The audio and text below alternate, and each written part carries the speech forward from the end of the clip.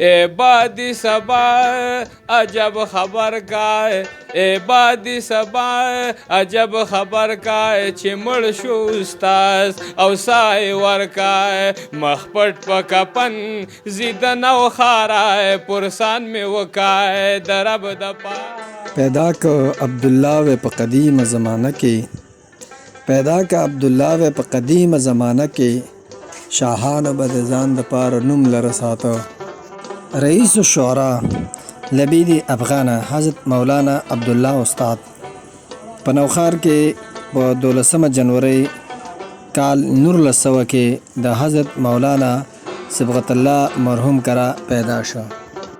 عبدالله استاد د دیوبند نه فارغ عالم و. د نعت په دنیا کې عبدالله استاد د خپل ځان په خپله مثال و. د وفات تاریخ یې 2 اکتوبر 1901 دی.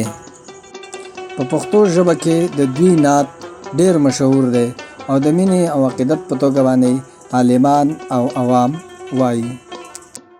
د دوی مزار د نوخار نوي کلی په لویه هدیره کې گئی وخما عمرم دلدارا سل گئی وخما عمرم دلدارا پرسان میں وکائے درب د پارا پرسان میں وکائے درب د پارا اے بادی سبا عجب خبر کا اے بادی سبا عجب خبر کا چې مړ شو استاز او سای ورکا مخپټ په کپن زیدن او خارا پرسان می وکای درب د پارا حق مو غاړن زما دلدارا پرسان میں وکائے درب د پارا.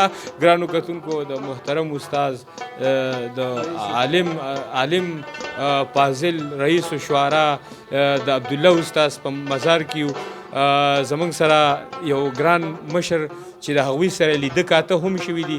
زمونږ سره د دې علاقې د نوخار د سیمې چې دا یو زرخیزه خاوره ده نو په هغې کې زمونږ سره علي ګوهر صاحب دی چې دوی د استاجي سترګې مبارکې هم لیدلې دي د دوی سره پاتې شوي دي. د دوی په حق لا د دوی یو څو خبرې یو شعر به را سره علي ګوهر صاحب د عبدالله استاز شاملوي. السلام علیکم.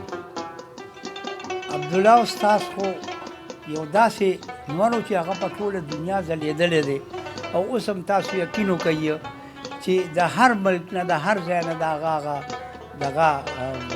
نعتخواني غزلې چاربیتې دا نشر کېږي بعضې اوقات کې او مونږ خپله به ورسره کله کېناستو حجره کې به راووتو. دی اول په مانخیلو کې اوسېده مونږ میټاخیلو کې اوسېدو.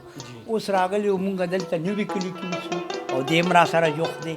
بیا هم یو ځای وو په ژوند هم څه ناسه لږ ډېر وخت مو سره تېر کړی خو ډېر په یاره به مو ولې مشره مو ډېر زیات هغه وخت کې تقریبا د 70-68 سال عمر کې وو. مونږ هم لکه مطلب دا چې ډېر د دومره عمر نو. د ګوهر صاحب د عبدالله استاد یو څو شعره چې دوی کوم د دنیا نه بې رابطۍ په دغه کې ویلي دي. مالیاره شو کوي ولی کچا پچه د ګلو بیا دل فریب آواز بناوره د بلبلو. مالیاره شو کوي ولی کچا پچه د ګلو بیا دل فریب آواز بناوره د بلبلو. پیدا که عبدالله و په قدیمه زمانه کې پیدا که عبدالله و په قدیمه زمانه کې پیدا که عبدالله و په قدیمه زمانه کې شاهانو به د ځان سره د نوم د پاره خولو یا دل فریب آواز بناوره د بلبلو. ډېره مننه. دا و جي ګوهر صاحب چې د عبدالله استاد د څنګه سره پاتې شوی دی او خوش قسمتي ګڼو. اوس د مزار چابي هم د دوی سره وه. مننه کوو.